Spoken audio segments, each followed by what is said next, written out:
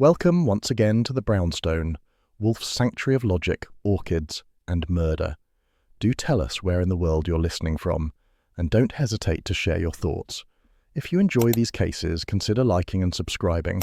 Now then, shall we begin? Nero Wolfe and the case Inspector Cramer buried. Right now, over 85% of the people watching aren't subscribed.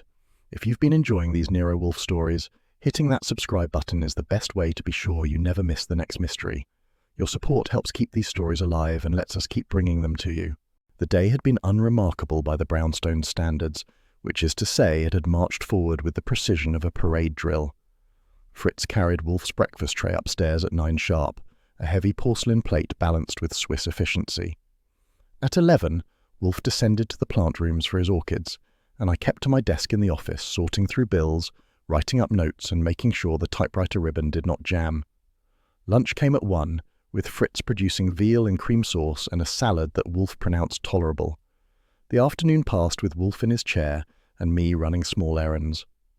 By the time dinner arrived at 8, the pattern was so steady I could have marked it on a graph. After dinner, Wolfe leaned back in the yellow chair, his eyes half shut, his hands spread wide on the armrests like a monarch in his hall. He had consumed lamb cutlets and a dessert of Fritz's apple strudel, and I could tell the meal was still moving around pleasantly in his system. I had my own chair tilted at an angle near the desk, glancing through a stack of magazines, waiting for the evening to slide toward its usual quiet. The office air carried that mix of books, polished wood, and Fritz's lingering spices from the kitchen. Outside, Manhattan was humming, taxis drifting up 9th Avenue and a scatter of horns rising and falling. But inside we were sealed away in Wolfe's fortress of order. The telephone rang, its sharp tone cut through the lamplight and the soft ticking of the wall clock. Wolfe did not stir. He never stirred for the telephone, and Fritz never touched it, which left me. I put down the magazine, crossed to the desk, and lifted the receiver. "Good evening, Brownstone," I said. The voice that came back was familiar enough to make me straighten, but not in its usual key. "Archie, put Wolfe on. It's Cramer." I'd heard Inspector Cramer at full blast in our office more times than I cared to count. Usually he came through the line like artillery fire, every word laced with smoke and the chew of his cigar. This voice was lower, more measured. It was Cramer's, but someone had tightened the reins on him. I glanced at Wolfe, who still hadn't moved an inch. "Evening, Inspector. You sound like you're calling from church. What's the miracle?" "Cut it out," he said, but even the snap was subdued. "Is Wolfe there?" "He's here," I said, "but he hasn't suddenly developed the habit of running to the telephone. You'll have to put up with me a moment longer." There was a pause on the line, as if Cramer weighed whether to bark or swallow it. Finally he muttered, "All right. Tell him I need to see him. Tonight." That was new. Cramer liked barging in, chewing the air, daring Wolfe to throw him out. Asking for a meeting was not his style. I raised an eyebrow toward Wolfe, who at last opened his eyes a fraction. "He says it's urgent," I told Wolfe. Wolfe sighed through his nose, the sound like a verdict. "Ask him to state his business." I repeated it. Cramer's answer came back after a beat. "Not over the line. It's sensitive. Tell him that." I studied the receiver. Cramer avoiding words, guarding himself, was like seeing the Hudson stop flowing. Something was off. I carried the message across the office. Wolfe closed his eyes again as if that sealed the matter. "You may tell Mr. Cramer," Wolfe intoned, "that I will not stir from this house. If he wishes to communicate, he must bring himself to me. Otherwise I cannot be of use." I relayed it. The silence on the other end stretched. When Cramer spoke again, the growl was still there, but under it ran a thread I rarely heard. Unease. "All right, I'll come. Don't let anyone else in before me." The line went dead. I set the receiver down and looked at Wolfe. That was the inspector, not an imposter, and he sounded like a man walking on ice. Wolfe shifted his bulk, drawing his lips tight. "Phooey. When Mr. Cramer modulates his tone, it is either a concession to embarrassment or to danger. We shall learn which. Prepare the office. He will not be comfortable, and I will not be accommodating." I moved about the room, adjusting chairs and clearing the desk, though it hardly needed it. Wolfe poured himself a beer, the glass frosted from the refrigerator. He drank half in one steady tilt, then set it on the stand beside him. His eyes were fixed somewhere past me, inward and deliberate. The office settled again, but not as it had before. The Brownstone had its rhythms, its steady walls and predictable hours, but that phone call had cut the evening's calm. Cramer was on his way, and he was bringing something he dared not put on record. That was enough to make me wonder what kind of case could force Inspector Cramer to swallow his bark and come hat in hand to Nero Wolfe. I leaned against the desk, hands in pockets, listening to the traffic outside. Wolfe shut his eyes once more, but I could tell he wasn't dozing.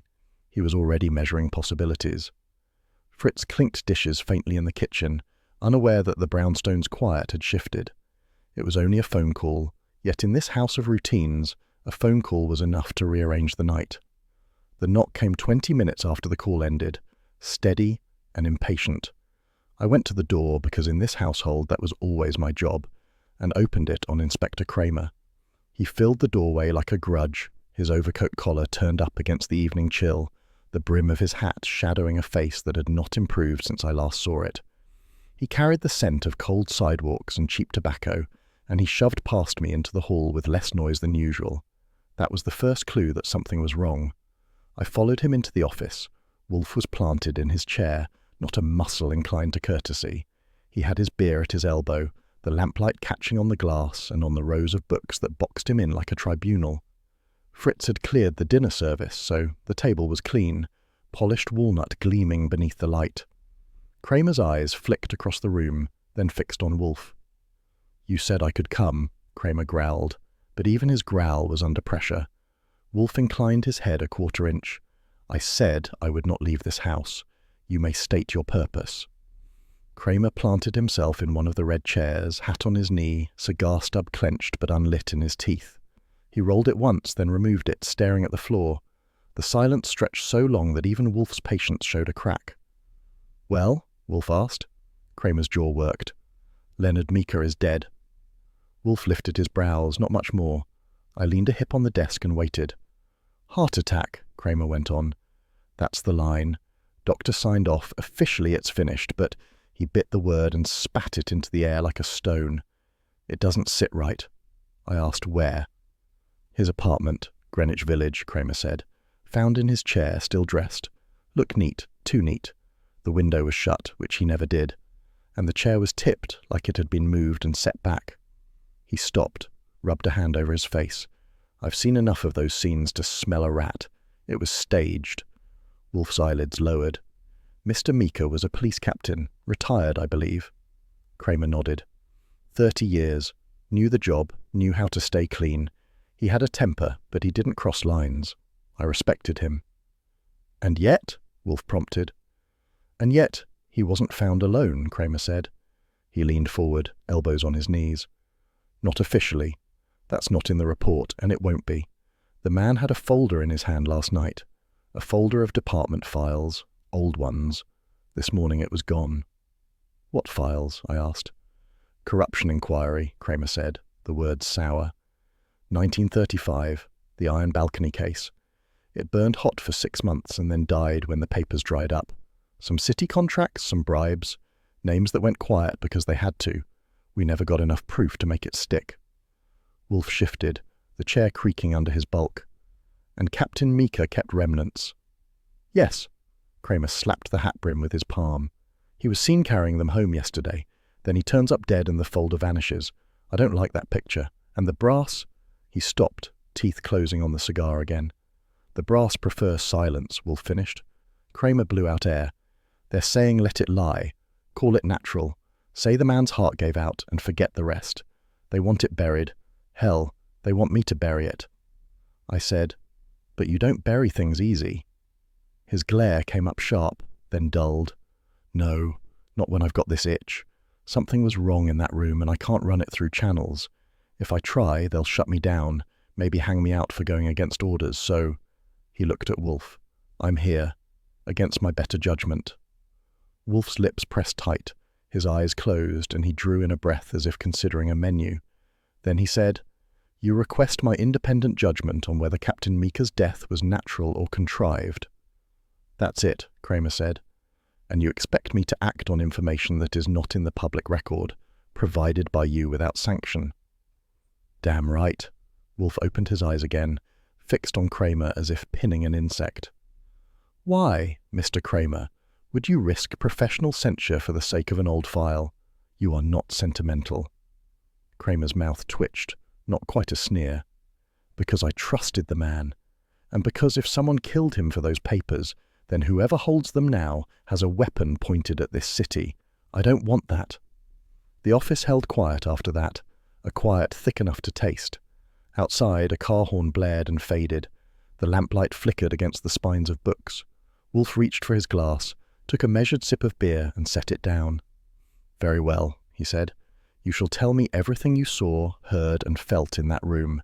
Nothing omitted. If you wish for discretion, you shall have it. But you must allow me to pursue the truth to its end." Cramer let the cigar dangle, unlit between his fingers. He looked older in that moment, the lines at his eyes deeper. "All right," he said. "You'll get it. Just don't make me regret coming here." "You have already risked regret," Wolfe replied, folding his hands. "Now you may purchase clarity." I picked up my notebook. The night had shifted again. Mika's name was new, but the weight behind it was old. Files, scandals, and the kind of rot that stayed buried only if no one went digging. Wolfe had just agreed to dig, and Cramer had just admitted he wanted the grave opened. The village wore its usual evening disguise, a half-shadowed sprawl of narrow streets where second-hand bookstores leaned against cafes and brick tenements, pressed shoulder to shoulder. I parked the coupe 2 blocks from Mika's address, a plain building with a dimly lit vestibule, and made my way past a janitor mopping the tiled floor. He barely looked up. In this neighborhood, men came and went without much curiosity. The stairwell smelled of boiled cabbage and cheap tobacco, the kind of scent that clung to plaster walls. I climbed to the 3rd floor and found the door I wanted, its lock taped with a thin strip of official paper already curling at the edges. One glance told me the seal had been pressed lightly. I took out a penknife, lifted the corner, and stepped inside. The apartment greeted me with a hush that felt staged, as if someone had set the furniture for a play and left before curtain time. The room was small, square, and meagerly furnished. An armchair near the window, a scattering of papers on the side table, and a desk shoved against the wall with its drawers half closed. The air carried a faint aroma of stale smoke, not strong enough to belong to a man who had lived there long. Near the hearth I saw the remains of a cigar in a glass tray, its ash curled and grey. I bent over, studied the band, and frowned. It wasn't the cheap domestic brand Mika was known to favour from the precinct days. This was imported, a notch above his taste. I set it back carefully and moved deeper into the room. The chair by the window told its own story. One leg had scuffed the floorboards, leaving a fresh scrape that broke the pattern of dust. The chair itself tilted a fraction to the left, as though someone had upset it and then righted it without precision. A neat man would not have left it so. I crouched and ran my fingers along the boards. The dust lay evenly everywhere else, but not here. Something had shifted in that corner last night. The papers on the desk looked ordinary at first. Bills, correspondence, a grocery receipt, but the pile by the radiator caught my attention. They had slipped down, as though brushed aside hastily. I knelt, reaching into the narrow space beneath the radiator, and felt the brittle edge of something wedged there. When I pulled it free, a scrap of typed paper rested in my palm, torn unevenly from a larger page. The ink was faint, the typewriter ribbon uneven, but one word leapt out in capital letters: balcony. I turned it over, examined the fibres, then slipped it into my pocket notebook. Wolfe would want to see that, and he would not appreciate flourishes when I described it. A single word, but placed in this apartment the night before a death, it carried weight. I stood, brushing dust from my sleeve, and took another circuit of the room. The dresser drawers were closed but not locked. Inside lay folded shirts and socks, stacked neatly. No sign of a folder or larger packet of papers which fit what Cramer had said. Whoever had been here last had known what to look for. I crossed to the window. It faced a narrow street, the kind where sound echoed upward. From this vantage one could see the stoop opposite and the line of lampposts glowing against the dusk. The glass was shut tight, though the weather was mild. A man like Mika, used to letting air through, would not have closed it voluntarily. I heard a shuffle in the hall outside and stepped to the door, opening it with care. A woman in a housecoat, hair pinned hastily, was craning her neck down the corridor. She started when she saw me, then pressed her lips together. "You live here?" I asked, soft enough to sound casual. "Across the hall," she said. Her eyes darted toward the apartment behind me. "They said the captain passed. I thought it was strange." What was strange? Her fingers tightened on the fabric of her coat. "I saw someone leaving last night. A woman, not one of the regulars, well-dressed with a fur collar and pale gloves. She didn't belong here. Too polished for this block." "Age?" "Not young, not old either. 30, maybe late 30s. She walked quick, head down. I remember the gloves because they were white, too clean for this building." I nodded, letting her words settle. "Did you see her face?" "Only the side, dark hair under her hat. Nothing else clear." "That's plenty," I said. I offered her a smile that cost me nothing. "Thank you." She retreated, the door closing with a click. Back inside, I surveyed the apartment once more. The toppled chair, the cigar not belonging to Mika, the torn scrap-marked balcony, and the neighbour's memory of a woman in gloves, all of it lined up, pieces waiting for Wolfe's order to arrange them. I pocketed my notebook, straightened the papers on the table to avoid leaving a trail, and pulled the door closed behind me. On the way down the stairwell, the scent of cabbage returned, along with the muffled laughter of a radio show from another apartment. I stepped out onto the street where the lamps glowed against the early dark and the air tasted of coal smoke drifting from chimneys. I glanced once at the windows above, then moved toward the coupe. The city carried on as if nothing had shifted, but I had a word in my pocket and a description in my head that told me otherwise. Wolfe would want them both, and soon. I gave Wolfe the neighbour's account of the woman in the fur collar and pale gloves while he reclined with his eyes half shut, hands resting on the chair's broad arms as though he owned the room and every fact in it. He opened his eyes just enough to fasten them on me, then said in that slow, unhurried cadence of his, "Mr. Goodwin, consult Mr. Panzer. He has a memory for faces and descriptions that will exceed yours," which was his way of saying I could run an errand while he remained seated. So I telephoned Saul Panzer and met him in a diner on Lexington, a place where the coffee came thick and the waitresses knew him well enough not to ask questions. Saul wore his old flat cap, a relic that looked as though it had survived every corner of the city. He listened while I described the woman, noting each detail like a man filing notches in a ledger. When I finished, he stirred his coffee once and said, "That's Lydia Harrow." The name meant something even before he added, "Widow of Martin Harrow, city contractor." He died 3 years ago. He was under investigation in the mid-30s for bribery, but the case never got to court. Her face is in the papers from time to time, charity events, openings. She's careful with her appearances. I thanked him and left him with his coffee. The afternoon had darkened by the time I returned to the brownstone, and the glow of the lamps inside was a welcome sight after the grey streets. Wolfe listened without interrupting while I laid out what Saul had said. When I finished, he nodded once. "Invite her," he said. "Do not delay." The following evening, Lydia Harrow arrived, announced by the doorbell which Fritz allowed me, as always, to answer. She stepped into the hallway with the poise of a woman accustomed to attention. The fur collar rested elegantly on her shoulders, her gloves pale and fitted, her hat set at a precise angle. She allowed me to take her coat, then walked into Wolfe's office with a grace that made the red leather chair look as though it had been waiting for her. Wolfe inclined his head, but did not rise. "Mrs. Harrow, you honour us." Her smile was practised. "I am not sure honour is the word, Mr. Wolfe. Circumstance compels me." I settled into my desk chair, notebook ready. She glanced toward me, acknowledged my presence, then directed her attention back to Wolfe. "You visited Captain Mika," Wolfe said without preamble. "You must tell us why." Her chin lifted slightly. "Yes, I did. I sought him out because my late husband's name has been raised once more in unflattering company. I was told Captain Mika held papers from those old investigations, and I wished to see whether his notes contained further defamation." Wolfe's eyes half closed. "You thought to purchase your husband's reputation." She folded her gloved hands in her lap, unruffled. "I thought to defend it. He was not convicted. The talk around his contracts was talk alone, and I have no wish for his name to be dragged again through whispers." "Then you did not see the file?" "I did not," she said. "He promised to review it and let me know." I leaned forward. "What time did you leave his apartment?" "Shortly before 7, she replied without hesitation. I glanced at Wolfe. His eyelids flickered, the faintest motion of interest. He spoke softly. "You say before 7, yet Captain Meeker dined habitually at 6. His neighbour confirmed that he had ordered a meal at past, which arrived a little before 7. If you left before 7, you should have met the delivery on the stairs." She blinked once, quickly, then recovered. Perhaps my memory fails me. It was later than I thought.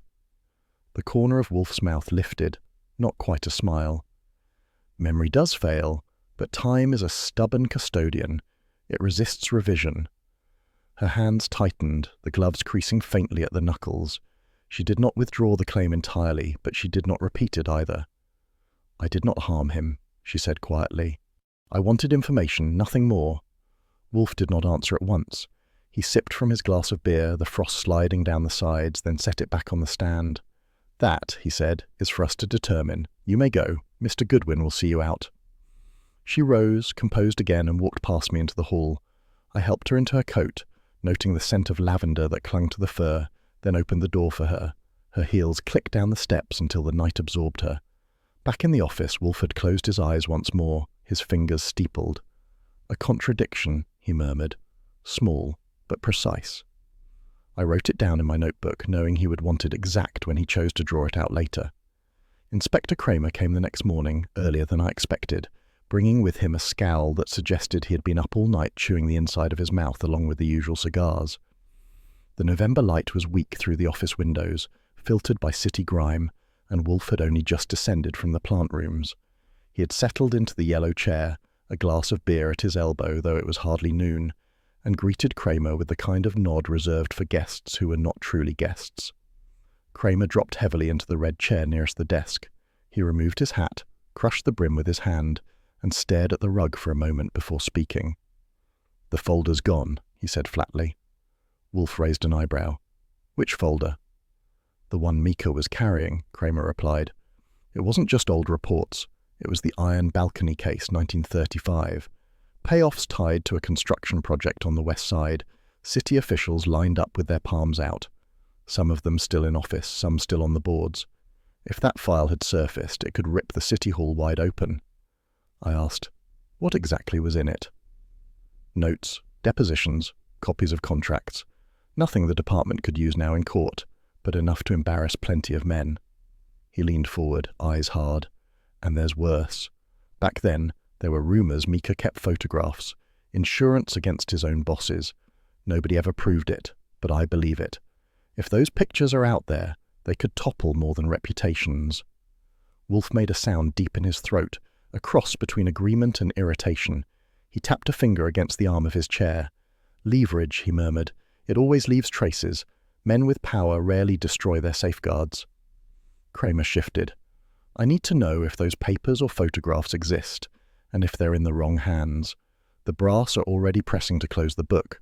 They want Meeker in the ground and no mention of corruption in the papers. If the folder's missing, someone has it. And that means someone has a weapon." Wolfe took a long sip of beer, then set the glass down with precision.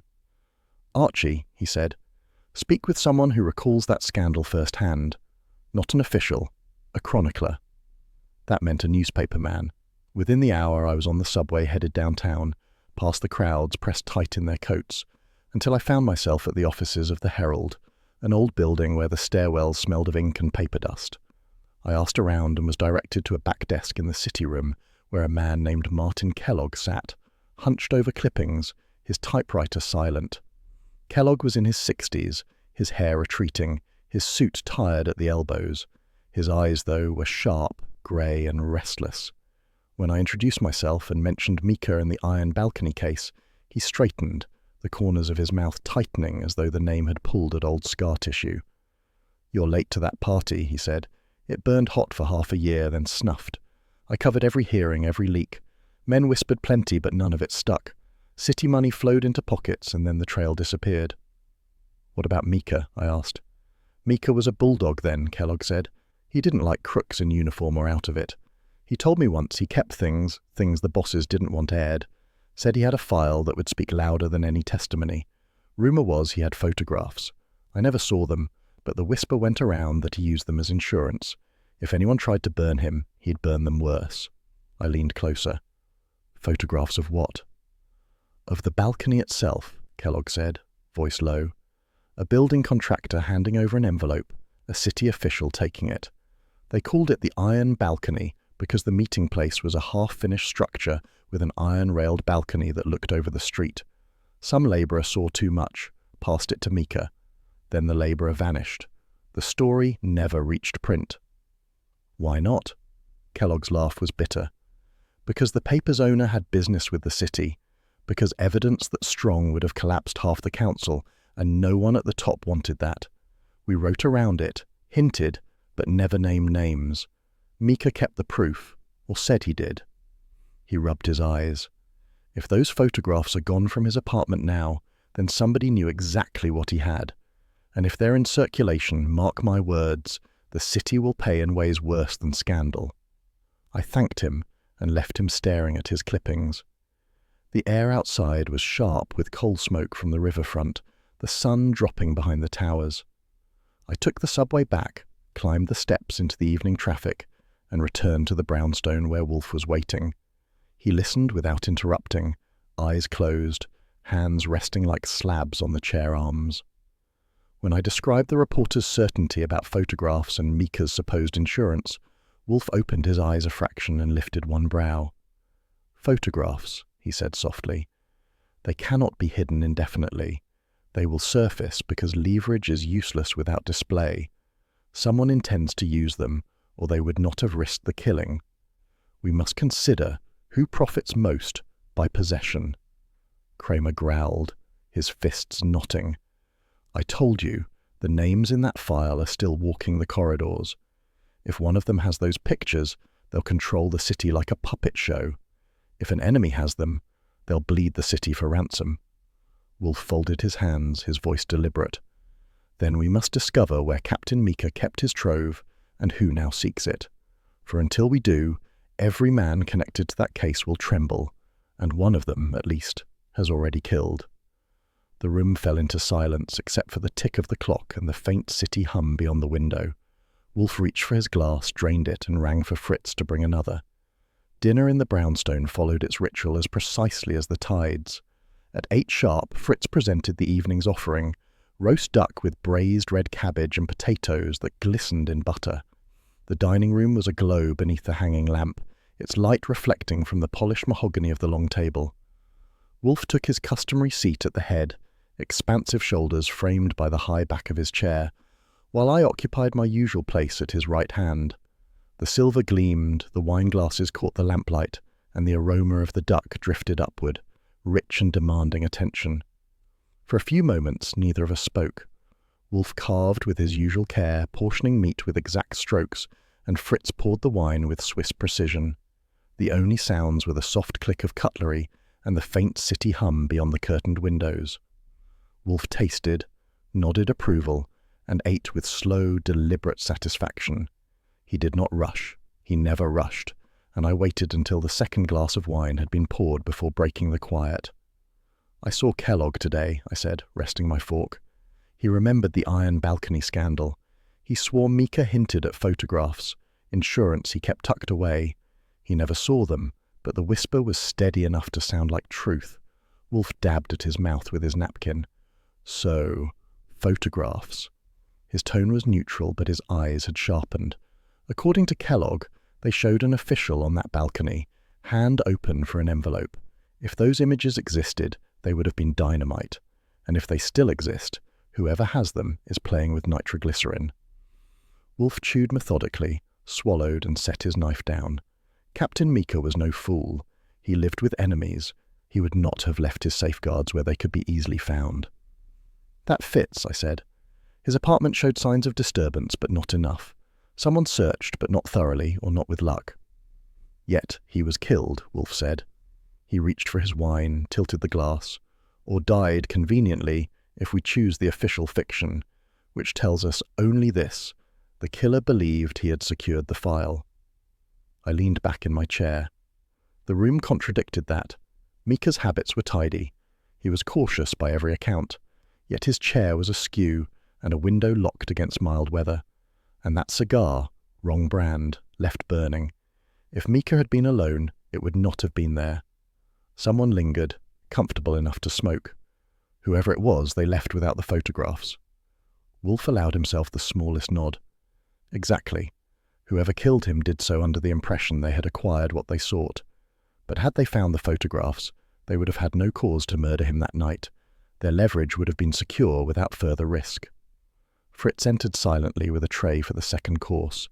He set down plates of artichoke hearts in a cream sauce, bowed slightly, and withdrew without a word. The interruption was brief, but Wolfe waited until the door closed before continuing. "Therefore," he said, resuming in the same measured cadence, "we may infer that the photographs remain unfound. This explains the clumsiness you describe, Mr. Goodwin. The chair left at an angle, the cigar abandoned, the window closed in haste. They searched, they failed, and then they resorted to violence." I speared an artichoke heart, tasted, and said, "That means we're dealing with amateurs, or with men under pressure. Professionals would have covered their tracks better." "Not necessarily," Wolfe countered.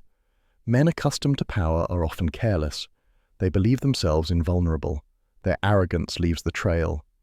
He leaned back, folding his hands over the curve of his waistline. "The significant detail is not merely the missing folder. It is that Captain Mika remained alive until the last possible moment. If the photographs had been taken earlier, his death would have served no purpose. Their absence at the scene tells us only one thing: the killer left unsatisfied."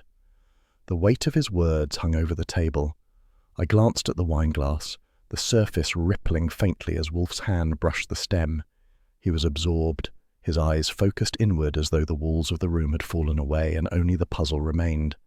"So the photographs are still hidden," I said slowly, "which means somebody else might already be hunting them." "Undoubtedly," Wolfe replied, "and we must assume those who benefit from silence will go to great lengths to preserve it. If these images surface, they will ruin men who have long believed themselves untouchable." The thought carried a chill. Fritz returned to clear the plates, moving with his usual discretion, and replaced them with a dish of compote and delicate pastries. Wolfe tasted one, then set his fork down, uninterested. His appetite had turned inward toward the problem. "You see, Archie," he said, "the crucial inconsistency is not in Mika's caution, it is in the result. A careful man surrounded by disorder tells us his routine was broken by force. That force, having failed to uncover the photographs, silenced him to prevent exposure. But murder is always a confession of failure. The killer has announced to us, in the boldest script, that he did not succeed." I nodded slowly. "So all we need to do is find what Mika hid, before they try again." Wolfe closed his eyes, folded his hands, and let the silence gather. The ticking of the clock was suddenly louder, marking the seconds with deliberate strokes. He had declared the line of pursuit, and I could feel the storm tightening, drawing us toward its center. The afternoon belonged to Manhattan's corridors of power, so I started with Charles Tolliver. His office was on Madison, high up where the windows caught the autumn light and the carpet muffled footsteps. Tolliver had made the climb from lawyer to politician with the kind of polish that came from knowing which shoes to shine and which backs to pat. His receptionist announced me, and after a few minutes he appeared in the doorway of his private office, tall, silver at the temples, tie knot perfect. "Goodwin," he said, voice smooth as a new brief. "I was told you wanted a word. I can spare 10 minutes. I followed him in, noting the mahogany desk and the wall of books arranged more for show than use. He gestured to a chair, then sat across from me, hands folded with lawyerly neatness. "You knew Leonard Mika," I began. Tolliver's eyes narrowed. "I did not. Why should I?" The denial came too fast, as if he had rehearsed it. "He was part of the old investigation," I said. "Iron Balcony, 1935. You were around." "I was practicing law then," he replied, a touch of frost entering his tone. "I defended men who deserved it.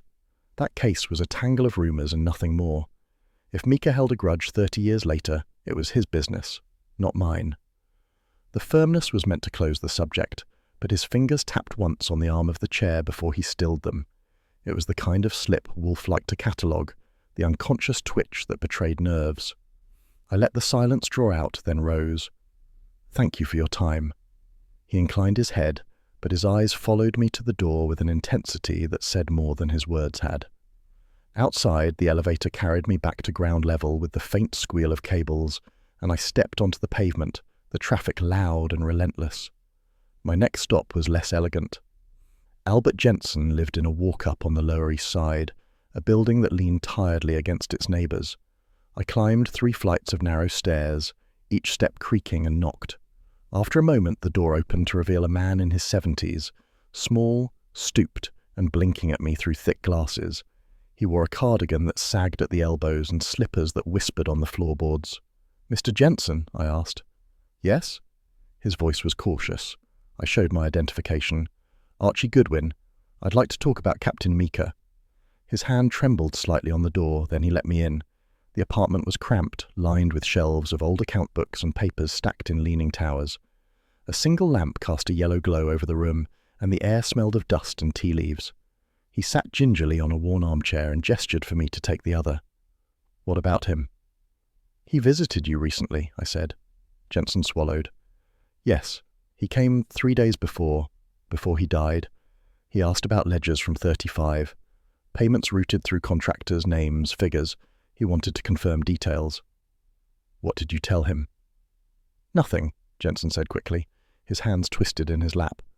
"I told him I remembered nothing. It was so long ago, and I have no wish to involve myself again." "But you did remember," I said. He looked at me over the rims of his glasses, eyes watery. "I remembered enough to be afraid. Those payments were real. Money passed hands. If Meeker had proof, then men with long memories will not forgive." His voice faltered. "I did not help him. I swear it. But he left, and I have not slept soundly since. If they knew he spoke to me—" I leaned forward. "Who are they?" He shook his head. "Names bring danger, you must understand." I left him with his fear, the door closing behind me with a soft click. On the street the lamps were flickering on, their glow cutting weakly through the haze of evening. The air was sharp with the smell of coal smoke drifting from chimneys, and the clatter of a streetcar echoed down the avenue. By the time I returned to the brownstone, Wolfe was in his chair, hands resting on the arms, eyes half shut. I gave him the report, stripped of embroidery. Tolliver had denied too quickly.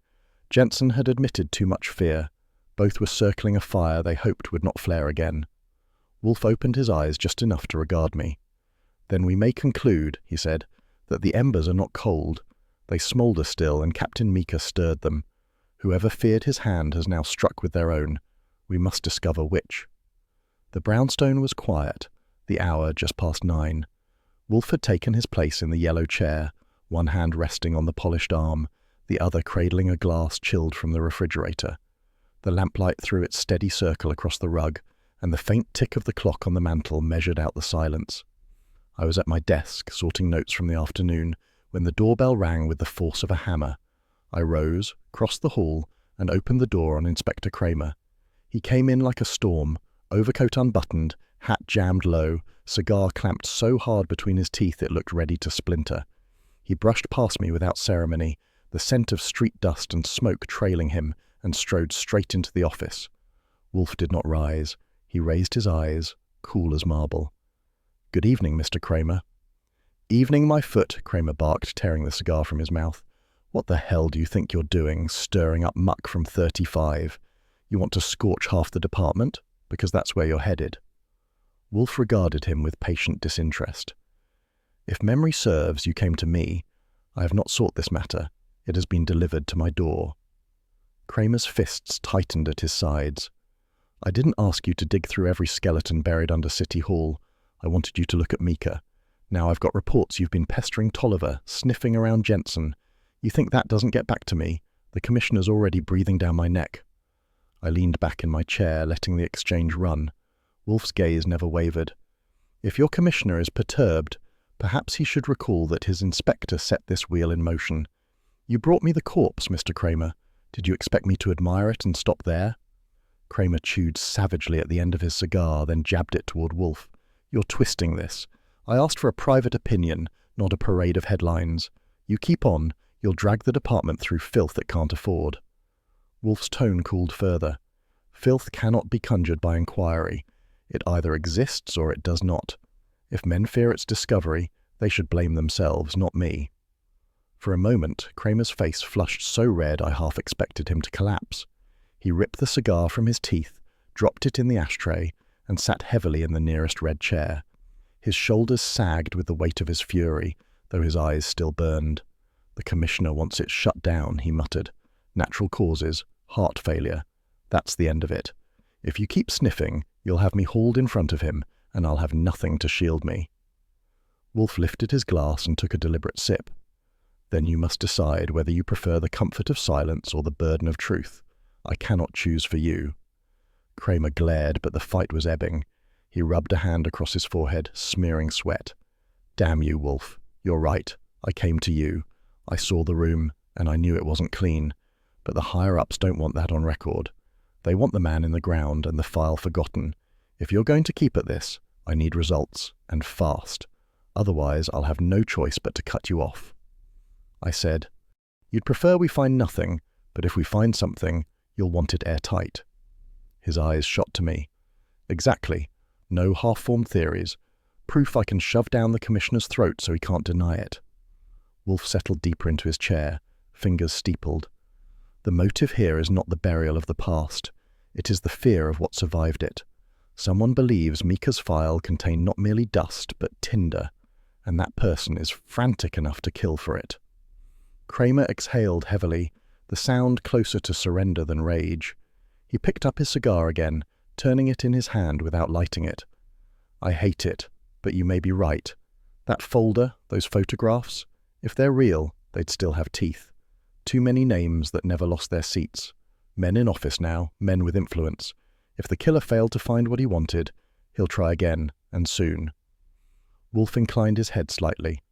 "Then our objectives align. You require a resolution before your Commissioner silences you.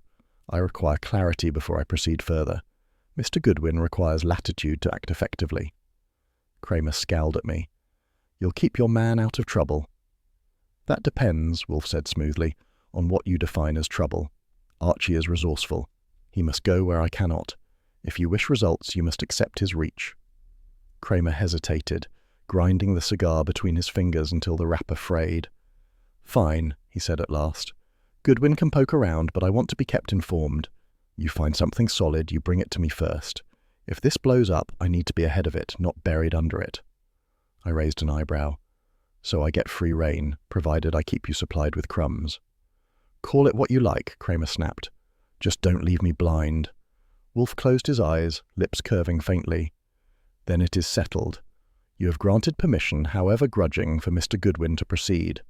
Cramer rose, jamming his hat back on. His anger had cooled, leaving behind only weariness. "I'll hold off the Commissioner as long as I can, but if you don't deliver soon, Wolfe, we'll all be buried under this one way or another." He left with heavy steps, the door shutting hard behind him. The silence he left behind was almost tangible. Wolfe reached for his glass again, the faint clink of the rim against his teeth the only sound. "Archie," he said, eyes still closed, "you may consider the leash loosened. See where it leads." Saul Panther arrived at the brownstone at 4:30, punctual as a clock that never lost a second. He had the look of a man who blended with sidewalks and shop fronts until he chose not to.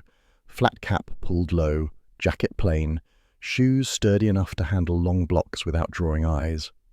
I let him in, since Fritz never answered the door, and brought him to the office where Wolfe waited in his chair, hands resting like carved stone on the armrests. The air was warm with the faint aroma of orchids drifting from the plant rooms upstairs, mingling with the spice of Fritz's preparations in the kitchen. Saul stood just inside, cap in hand, voice steady as always. I traced Mika's trail. Wolfe inclined his head, a slight movement that for him passed as eagerness. "Report." Saul drew a folded slip from his jacket pocket. "Pawnshop ledger, East 10th Street. 2 months ago, Mika bought a small German camera, second-hand. Paid cash, but he gave his name. The clerk remembered him, said Mika wanted something he could hide in a coat pocket. I took the slip, studied the neat block of numbers, the pawnshop stamp. That lines with Kellogg's whispers about photographs. If Mika bought this, he was serious." Saul went on. "That's not all. The clerk said Mika asked about safe storage, a place not easily tied back to him. He was pointed toward a warehouse that keeps lockers for businessmen. Records show one rented under his name. Paid quarterly, Last payment made 5 weeks ago. Wolfe opened his eyes fully, a sign the game had moved another step. Where? Riverside, near 72nd, Saul said. Old brick building, iron gates. They don't ask questions if the rent is current. Locker number 39. I rose, reaching for my coat. Then I'll take a look. If Mika left anything, it'll be there. Wolfe's voice halted me at the door. Care, Archie. What is left has already drawn blood. Bring it here intact. The warehouse sat squat against the river, its facade soot-darkened, the wide doors scarred by years of freight traffic. Inside, the air was cool and smelled of dust, oil, and iron. The clerk behind the desk hardly looked up when I showed the key Saul had acquired. 39's down the left corridor, he said. Don't linger. We close at 6. The corridor was long, lined with padlocked doors. I found the one I wanted, the brass numbers dulled but still legible. The key turned with a stubborn scrape and the lock came free. Inside, the space was small, bare save for a metal shelf and a wooden trunk set against the wall. I knelt before the trunk, examined the clasp. It opened easily, no tampering marks. Inside lay old clothes folded carefully, a pair of boots, and beneath them a wrapped parcel tied with string. My hands worked the knot loose. Inside the brown paper was a thin envelope. I opened it and slid out a single black and white photograph, the corners curled slightly with age, but the image clear. The picture caught me short. A balcony of iron rails, unmistakably the one Kellogg had described, overlooking a half-built street. In the foreground, 2 men clasped hands. One I recognized from newsprint, Martin Harrow, the contractor, Lydia's late husband. The other was a city official still breathing and still powerful. Between their hands was the visible bulge of a thick envelope. The camera had caught it at the perfect instant, damning in its simplicity. I slipped the photograph back into its envelope, rewrapped it in the paper, and returned it to my coat. The trunk held nothing else of interest. I closed it, locked the door again, and left with the river air sharp in my nose.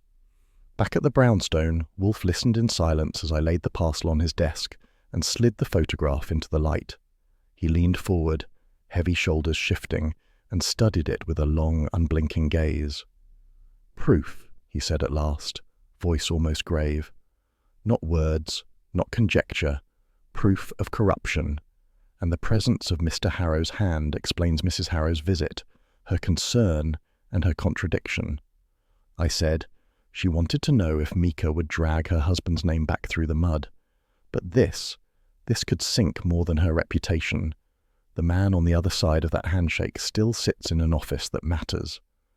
Wolfe nodded once. Indeed, with this image, a city might be ruled by fear. Whoever sought the folder expected to find such treasures. They did not, hence the clumsiness and the killing, and now we hold what they failed to obtain. He lifted the photograph with careful fingers, as though it were fragile glass, then placed it into an envelope of his own. Rising, an effort deliberate and rare, he crossed to the safe set into the wall, turned the dial and opened the heavy door. The photograph went in, the steel closed and the dial spun again. Now, Wolfe said, returning to his chair, we possess bait. It will draw fire, as carrion draws carrion birds. That is unavoidable. But it also secures us a vantage. They will come, and we will be ready. I settled into my chair, notebook open. The storm outside was building, though the evening city hummed as though nothing had changed. But I had seen the image, and I knew it was enough to topple reputations, enough to put men in graves. Mika had hidden it well, but not well enough. Now it was ours, and the circle would tighten around us. The meeting with Lydia Harrow had to be arranged with Wolfe's customary caution. He disliked unnecessary visitors, but he disliked dangling threads more, and Lydia had become one. I telephoned her that afternoon. Her voice, cool and evenly modulated, accepted without hesitation. By 7, she was stepping through the front door, which I opened myself, Fritz having no part in that duty. She wore sable this time, the collar high, gloves pale against the dark wool of her coat. Her carriage was unhurried, her eyes alert, as if she had rehearsed every gesture on her way over. I led her into the office. Wolfe sat in the yellow chair, mountainous, hands resting on the arms, as though the world should lean forward to hear him. The lamplight caught his forehead and turned his features into planes of shadow and calm. I offered Lydia one of the red chairs. She seated herself gracefully, arranging her gloves in her lap, then lifted her gaze to Wolfe with that same practiced composure. "Mrs. Harrow," Wolfe said, "we are compelled to revisit your dealings with Captain Meeker." She tilted her head slightly, lips drawn into something between a smile and a line of defence. "Compelled is a strong word, Mr. Wolfe. I have been honest with you." I sat at my desk, pencil ready, the notebook open. Wolfe's eyes flicked toward me before returning to her. "Honesty, madam, is not measured by sincerity of tone, but by the consistency of detail. Permit Mr. Goodwin to explain." That was my cue. I leaned forward, elbows resting lightly. "Captain Meeker had a file, Mrs. Harrow. We have reason to believe he also had photographs, images of men whose names still carry weight. One photograph survived. I'm not telling you what it shows, but it proves he was right to keep insurance. You knew him. You went to him. The question is, what did you want from him?" Her chin lifted. "I wanted only to preserve what little peace my husband left me. His name has been dragged enough. If those papers contained lies, I wish to correct them. If they contained truths, then I wish to bury them. That is not villainy, Mr. Goodwin. That is survival." Her voice was firm, but her gloved hands betrayed a tremor as she pressed them together. I said, "That's a fine speech, but let's not pretend it ends there. Meeker died, the file vanished, and someone is still hunting what he hid. You're telling us you wanted nothing but quiet." "I did not harm him," she said sharply, and then steadied her breath. "I asked only that his file not be used to smear Martin's reputation further. I left him alive, and I left without knowledge of where he kept the rest. That is the whole of it." Wolfe's eyes closed for a moment, then opened, glinting. "You said something earlier that deserves note. Repeat your words, if you please." She hesitated, then drew herself up. "I said I did not want the photograph of the iron balcony used against his memory." The words hung in the air like smoke that would not dissipate. I straightened slowly, pencil resting motionless above the page. Wolfe did not move, but I saw the muscles tighten in his jaw. He said, "The term you used, iron balcony, that description was never public. The scandal bore that name in private circles, whispered among investigators and journalists, but the press never printed it. If you know it, Mrs. Harrow, you have seen an image, or you have spoken to one who has." Colour drained from her face. She gripped her gloves tighter, the leather creasing under her fingers. "I must have read it somewhere," she murmured. "No," Wolfe said softly. "You did not. You betray knowledge you should not have. Knowledge that confirms you have, at minimum, glimpsed what Meeker held." Her lips parted, closed, then pressed tight. She rose half an inch in her seat before settling again, as if caught between flight and defence. "Very well," she said at last, her voice lowered. "I was told there were photographs. I was told they showed what you suggest, but I have not seen them myself." "Yet you named the balcony," Wolfe replied, "and thus we may deduce that your denial is incomplete. You conceal knowledge of location. You are not forthcoming." I scribbled one line in my notebook, clean and sharp. Lydia's slip, time and balcony. Nothing more. That was enough. She turned her gaze toward me, eyes cool again, though a flicker of strain remained at the edges. "You may think what you wish. I will not incriminate myself further." Wolfe leaned back, closed his eyes and folded his hands. "You already have." The silence in the room was thick, broken only by the tick of the mantel clock. I let the pencil rest, the single line standing on the page like a blade. Outside, the city carried on, indifferent. Inside the brownstone, we had what we needed, proof that Lydia Harrow's knowledge ran deeper than she admitted, and that the balcony still cast its shadow across the present. The invitation from Charles Tolliver came by way of a messenger boy who looked too nervous to be delivering anything more dangerous than a lunch pail. The envelope carried Tolliver's embossed letterhead and a polite request that I meet him at his club on Park Avenue at 7. Wolfe raised his brows when I read it aloud. "He desires privacy and deniability," Wolfe said. "Attend, Archie, but keep your hands in your pockets and your temper in reserve." By the time I reached the club, the lamps along Park were glowing against the evening haze, automobiles threading between taxis and doormen in brass buttons standing like guardians. Inside, the club smelled of leather, cigars, and the faint tang of brandy. Tolliver waited in a corner booth of the dining room, silver at the temples, his tie as crisp as his manner.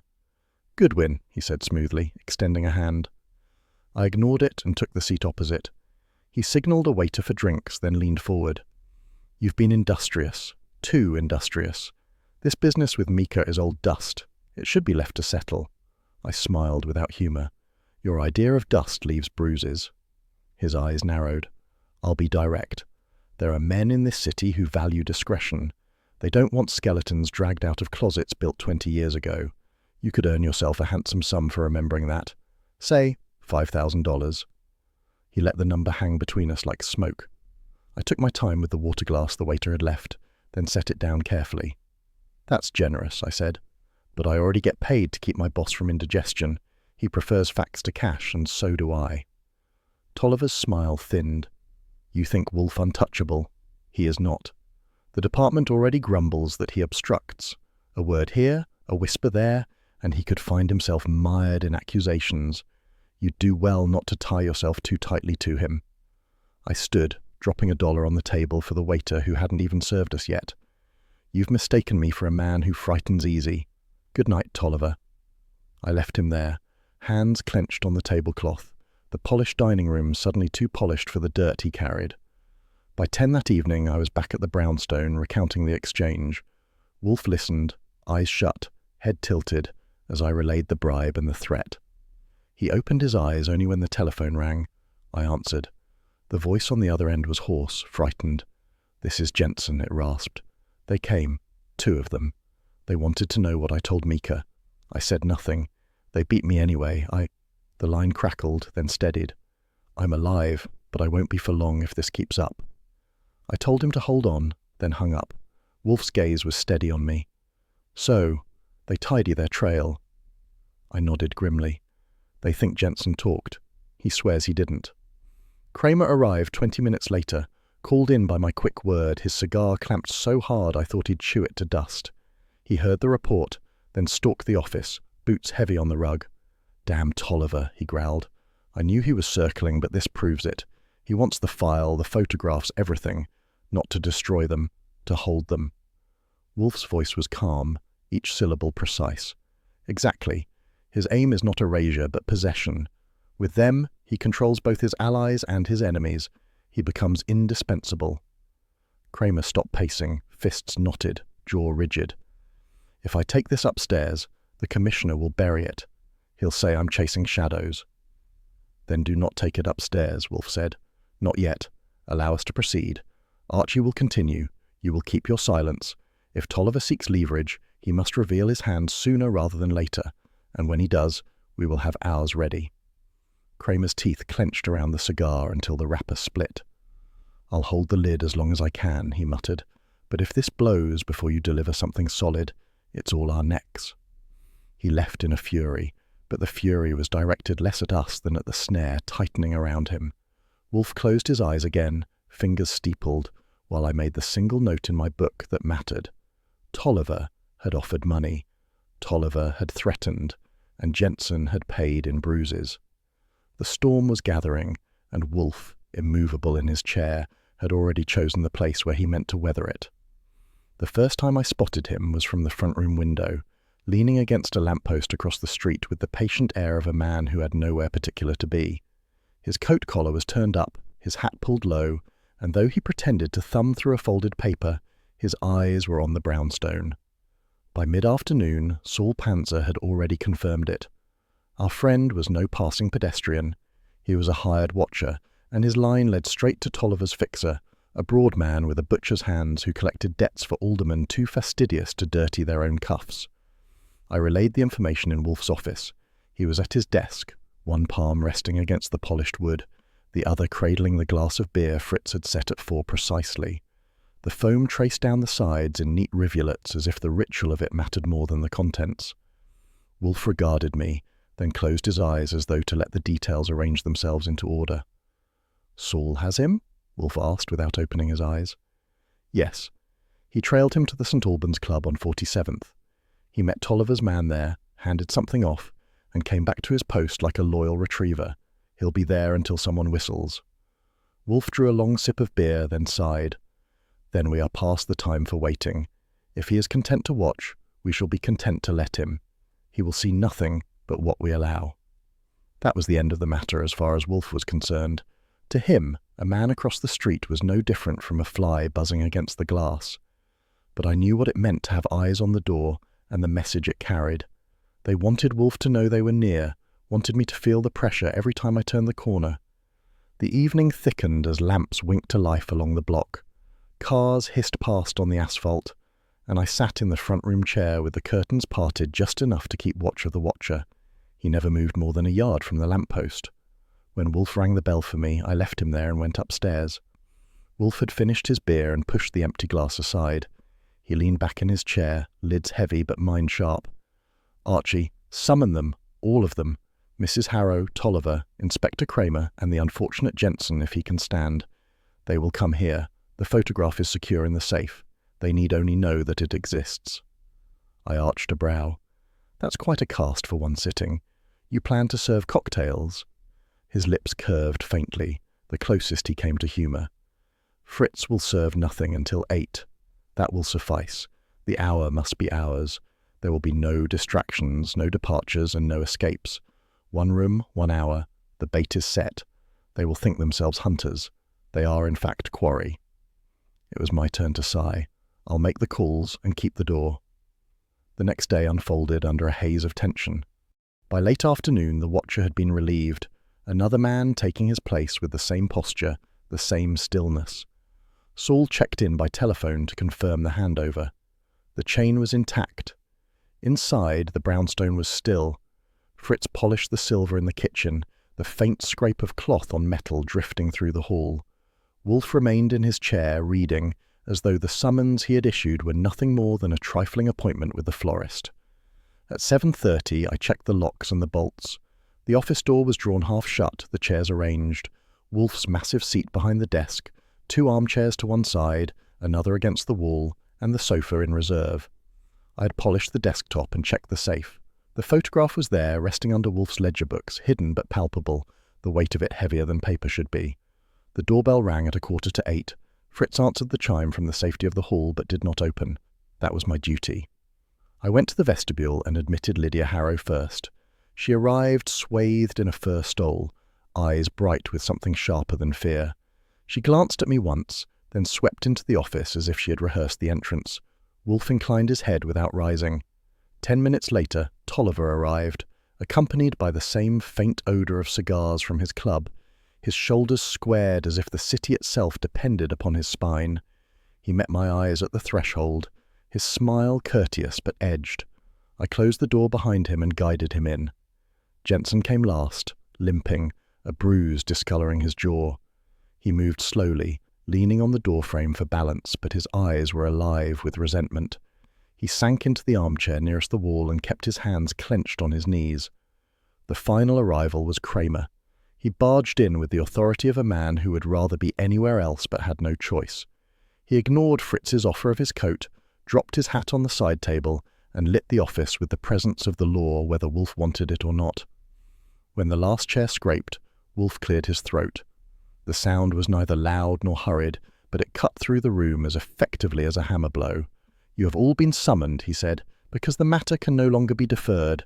Certain records exist. Their survival is inconvenient to some, indispensable to others. I hold them. For the hour to come, we shall remain in this room. At 8 precisely, Fritz will bring refreshment. Until then, nothing enters and nothing departs. Archie will see to the door." The silence that followed was thick, each breath distinct. Lydia shifted first, her hands clasping her bag. Tolliver crossed his legs and leaned back, his expression that of a man who had walked into a play and demanded the lead role. Jensen stared at the carpet, the bruise on his jaw livid in the lamplight. Cramer sat with arms folded. "You like your stage, Wolfe," he growled. "But make no mistake, if this turns into a circus, I shut it down." "You will not," Wolfe said calmly, "because you too require the hour. You must learn whether your city is ruled by law or by the manipulations of men like Mr. Tolliver." Tolliver's smile deepened. "Fine words, but words only. Produce these records, Wolfe, if you truly have them." Wolfe's lids lowered, the weight of his gaze immense. "Not yet. You will speak first, all of you. Only then will we proceed. The photograph rests secure, but it shall not be brandished like a flag. Consider it the sun behind the clouds, unseen but undeniable. I leaned against the jamb, arms folded, watching them all. The trap was sprung, though they did not yet know it. The office had become a crucible, and for the next hour none of them would leave it unchanged. The lamps had been trimmed, and the office glowed with that subdued amber hue which lent every object weight and contour. Wolfe's bulk seemed carved from shadow and firelight, his eyes half shut yet unblinking, as though every corner of the room lay spread before him in schematic lines. I stood at the door, shoulders propped against the jamb, the air tight enough that each breath from the chairs carried a different tempo. Lydia Harrow clasped her gloves in both hands, her composure cracked only by the minute tremor of her knuckles. Jensen, stiff from his injuries, sat pressed against the arm of his chair as if bracing for another blow. Tolliver crossed one leg over the other, outwardly relaxed, though his gaze flicked to the safe with frequency too regular for chance. Cramer occupied the far seat, hat on his knee, jaw locked, watching Wolfe with the patience of a man tolerating an ordeal. Wolfe's voice filled the stillness, low and grave. We have reached the point where arrangement is necessary. I dislike confusion, and confusion reigns when disparate fragments jostle without form. Let us have form. He raised one finger, not so much to count as to indicate sequence. First, a cigar. It was offered as Mika's preference, yet the ash bore a brand unknown to him. Wrong cigar, wrong mouth. The detail matters because imposture leaves residue. His eyes slid toward Tolliver before drifting back. Second, the timed visit. A guest arrived with precision coinciding with Mika's collapse. Not before, not after, but precisely then. Too exact for innocence. He did not pause long enough for interruption. Third, the routes of money. Shifts of sums from private account to political committee, then routed again through intermediaries until they disappeared into anonymous deposits. The circuit forms a ring, and its hinge is one hand, the hand which also arranged access to physicians and clerks. His tone never rose, yet the room tightened. Lydia's breath caught. Cramer leaned forward, eyes narrowing. Wolfe continued. Fourth, the ledger of a camera. It listed exposures, one missing, one unaccounted for. Only one. And that one produced a photograph, still extant, whose significance none here can dismiss. His hand brushed the edge of the desk, where the safe behind him loomed. He did not open it. Finally, the photo itself. Not a gallery, not a sequence, a single image. Singular things possess power out of proportion. Jensen shifted in his chair, eyes closing for a beat, then reopening with grim resignation. Wolfe looked upon him, then moved his gaze across the arc to Lydia. Now method, Wolfe said, his voice deepening with weight. Mika died as of a heart seizure, or so it was staged. The effect required two ingredients. One, intimate medical knowledge, details not obtainable by rumor. His condition was not public, it rested in records. Two, a drug capable of inducing seizure without overt trace, administered with apparent naturalness. Such a drug requires a source, not a street vendor, not a charlatan, but official access. Pharmacy, hospital, clerk, and the physician who signs. The fire in the grate snapped, punctuating the silence. Wolfe allowed it. Who possessed both? Mr. Tolliver. His political physician, an obliging man too eager for favor, supplied detail. A compliant clerk, bound by loyalty more than duty, opened channels for the drug. With those, staging the seizure was practicable. Tolliver's eyes narrowed, but he said nothing. His hands rested too lightly on the arms of the chair, the knuckles pale. Lydia swallowed and spoke with effort. You cannot mean— Wolfe raised a palm. Madam, I have not finished. Your part requires attention. You concealed knowledge of the photograph. When you let slip the phrase of the balcony, you betrayed that concealment. You had seen at least one image, though you denied it. That makes you guilty of dissembling, not of murder. You desired your husband's name protected, and for that you shaded truth. But you did not kill Mika. Her head bowed slightly, lips trembling, and her eyes glistened though she fought for steadiness. Wolfe's focus turned back to Tolliver. His lids drooped, voice now cutting.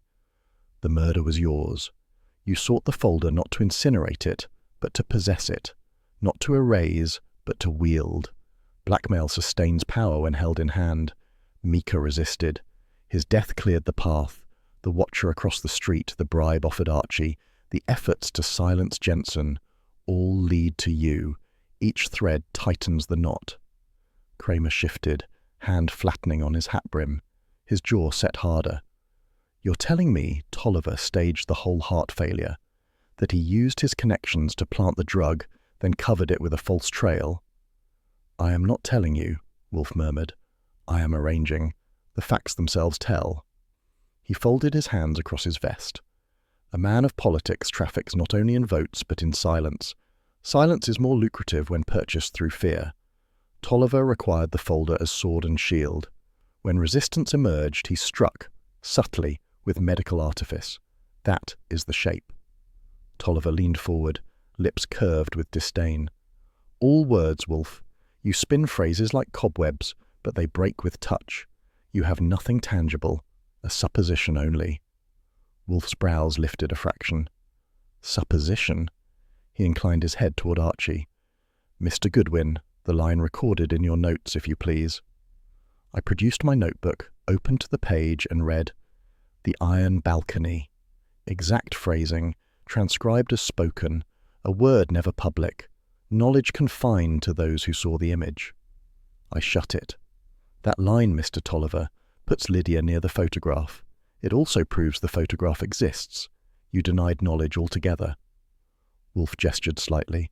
Thus contradiction. You cannot efface it, nor can you efface the ledger entry, nor the circuit of money. They align. Jensen stirred, his voice hoarse. I told you someone came for me. They wanted it all gone. If I'm breathing now, it's because they weren't finished cleaning the trail. Tolliver wanted to hold it, not burn it. Cramer's stare locked on Tolliver, his lips compressing. His voice was slow. You've got yourself in deep, Counselor. If Wolfe's right, and he usually is, you've played doctor and undertaker both. The politician's mask faltered, only for a breath, before he drew it back. He smoothed his tie, glanced at Lydia, then Jensen, then fixed on Wolfe. You imagine control, Wolfe, but I hold offices you cannot touch. I know men. You know men who fear exposure, Wolfe interrupted, the words thunderous in their calm. Your bulwark is crumbling. Fear can be redirected. He inclined his head toward Cramer. Inspector, I offer you no theatrical flourish. The case is assembled. The time for removal has arrived. The silence was dense. Lydia pressed her gloves to her mouth, whispering a prayer. Jensen sat rigid, fists trembling. Tolliver shifted once more, his confidence faltering beneath the scrutiny. Cramer exhaled, slow and hard. All right, we'll take him. Wolfe leaned back, his expression unaltered. The room exhaled with him. Fritz entered at the mark of 8 with the tray, his step unhurried, the scent of roast and wine drifting behind him. He set the service on the sideboard, his eyes flicking once toward the tableau of faces before retreating. The siege was over, but the reckoning had begun. Cramer stood, his shoulders bulkier than the chair had allowed, the hat in his hand crushed against his thigh. The room was silent except for the faint tick of the wall clock and the crackle of the fire.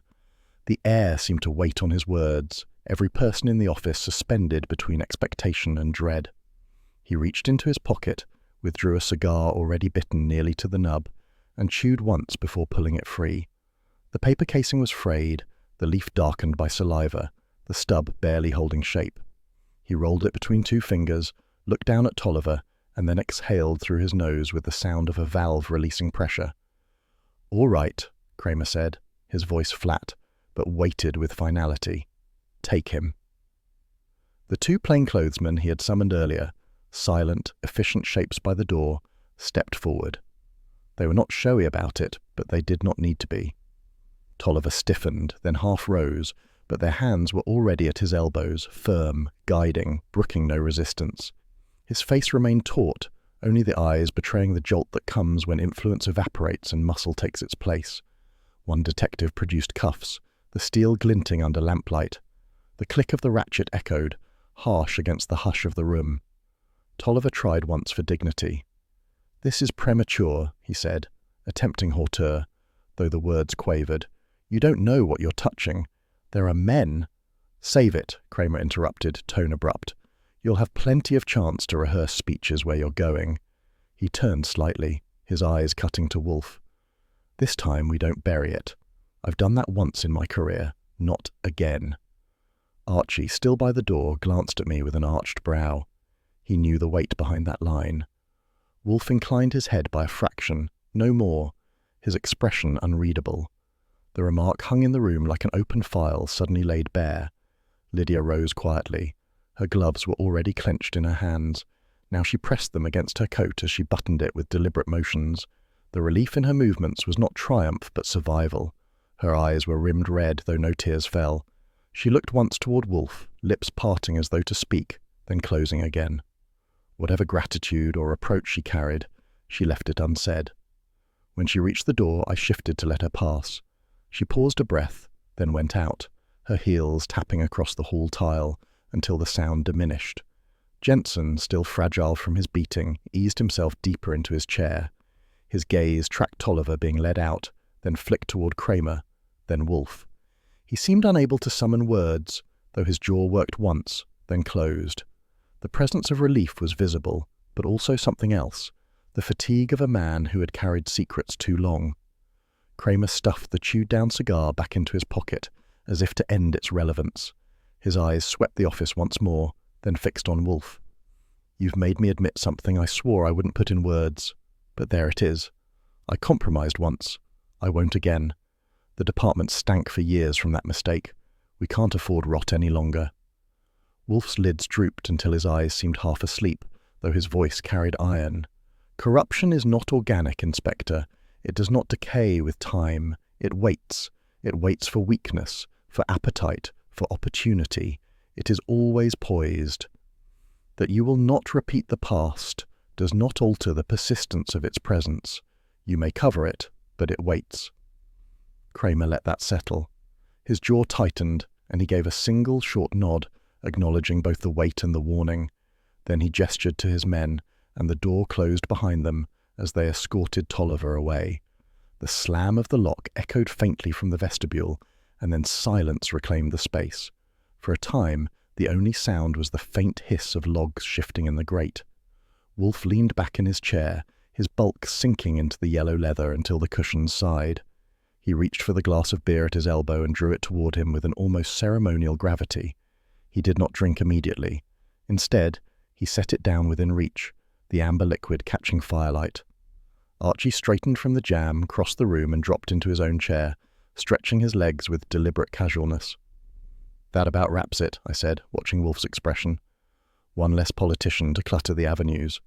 But I'll grant you, I didn't expect Cramer to lay down that line."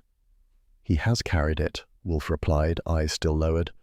"A burden deferred, not erased. Tonight he chose to lift it into light." He shifted his weight, his hands folding upon the curve of his stomach. "He is not unique. Men bury their failures. They imagine Earth is forgetful, but the soil is not forgetful. It preserves." Jensen coughed lightly, then muttered, "Preserves, until someone digs." "Exactly," Wolfe murmured. "And then the preservation is mistaken for rot. But it is not rot. It is memory." The wall clock chimed the hour, the bell measured, resonant, as though struck in bronze far deeper than the parlour warranted. Fritz appeared with precision, the door swinging open as he advanced with the tray. The sense of dinner preceded him, herbs, wine, the unmistakable aroma of duck browned to a crisp finish. He carried it without flourish, but with that grave care which belonged only to him. The tray was laid upon the sideboard, the covers lifted just enough to let steam curl upward, then lowered again. "Dinner is served," Fritz said, tone polite, steady. He looked toward Wolfe, who inclined his head once, a small gesture of approval. Cramer remained standing, his hat still in hand. His features had not softened, but the rigid line of his shoulders had eased. He looked at Wolfe, then at me, then back again. "I'll have to put it in the book straight. Tolliver won't like the headlines, and neither will half the city council, but I'll see it through. Better to take the heat than to live with another grave-covered wrong." "You'll need fortitude," Wolfe said, closing his eyes for a moment. "You will be pressed." Cramer gave a humorless smile. "I've been pressed before. Maybe I'll hold." He put on his hat, turned toward the door, and left without further word. The door shut gently this time. The office seemed to exhale. Wolfe's hand reached again for his glass, and now he drank, the motion deliberate, savouring. He set the glass down with precision, as if aligning it with the grain of the desk. "Archie," he said, his voice low but firm, "make note. The brownstone remains intact. External assaults will come again, but this edifice holds, and we continue." I scribbled the line, though I didn't need to. It was etched already in the memory of the evening. Fritz moved quietly between sideboard and table, arranging plates with the assurance of ritual. The silver gleamed, the porcelain clinked faintly, the aromas thickened the air until the office was no longer a stage of accusation, but the familiar chamber of Wolfe's domain. He did not look again at Jensen, who remained silent, nor at the space Lydia had vacated. He did not need to. The case had reached its close. The pieces had been set, moved, and captured. The last word belonged not to confession or to protest, but to the unhurried rhythm of life inside the brownstone. At 8 o'clock precisely, Wolfe raised his fork, the meal beginning with the same composure with which it always did. The world outside might clamour, papers might scream scandal, offices might tremble with the exposure of secrets unearthed. But within the walls of the house on West 35th Street, order was preserved, and Wolfe, sunk deep in his yellow chair, content in ritual, allowed the city to shift without him.